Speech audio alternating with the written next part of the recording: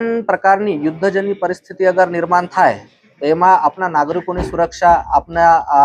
ખાનગી પ્રોપર્ટી હોય કે સરકારી પ્રોપર્ટી હોય એની રક્ષા માટે આપણા જો સૈન્ય બળ છે એમને મદદરૂપ થવા માટે સિવિલ ડિફેન્સ જો છે એમને સક્ષમ કરાવવા માટે આજે અમે જિલ્લા કક્ષાએથી એક મીટિંગ રાખી હતી। એમાં અમારા દાહોદ જિલ્લામાં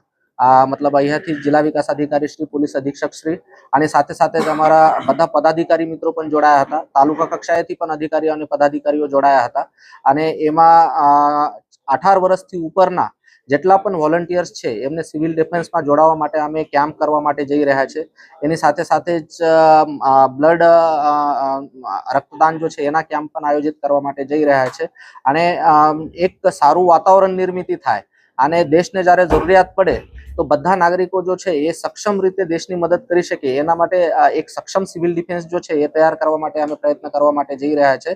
એના માટે રાજ્ય સરકાર દ્વારા પણ સૂચનાઓ આપવામાં આવેલી છે। રાજ્ય સરકાર દ્વારા જે જિલ્લાઓમાં સિવિલ ડિફેન્સનું સેટઅપ નહોતું તે જિલ્લાઓમાં સિવિલ ડિફેન્સનું સેટઅપ પણ તૈયાર કરવા માટેની સૂચનાઓ આપવામાં આવેલી છે। સાથે સાથે જ જે કાંઈ ઇક્વિપમેન્ટ્સ વગેરે પણ જરૂરિયાત હોય તો એ ખરીદી કરવા માટે પણ રાજ્ય સરકાર દ્વારા ગ્રાન્ટ આપવામાં આવેલી છે। તો હું દાહોદ જિલ્લાના જેટલા પણ 18 વર્ષથી ઉપરના નાગરિકો છે એમને વિનંતી કરું છું કે આપના સૈન્ય બળોને મદદરૂપ થવા માટે કોઈ પણ યુદ્ધજન્ય પરિસ્થિતિ નિર્માણ થાય કે કોઈ આપદા રિલેટેડ પરિસ્થિતિ નિર્માણ થાય તો એમાં આપના નાગરિકોની મદદ કરવા માટે યંગ લોકો તૈયાર થાય, વોલન્ટરીલી એમાં જોડાય અને દરેક ગામડામાંથી કમસે કમ 5 થી 10 લોકો જો છે એ સિવિલ ડિફેન્સમાં જોડાય એના માટે હું બધાને વિનંતી કરું છું।